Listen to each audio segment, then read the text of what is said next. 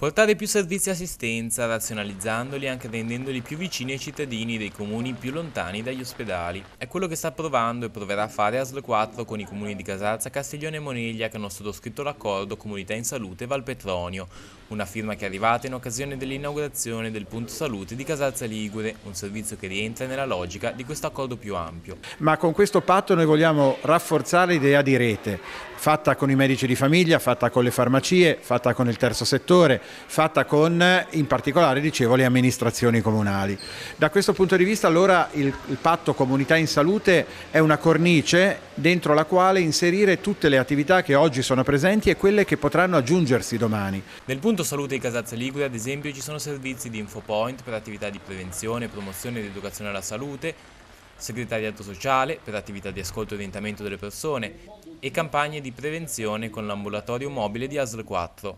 Per creare dei punti di prossimità, cioè dei punti salute, questo è un punto salute più importante, ma anche a Castiglione, presso la sede della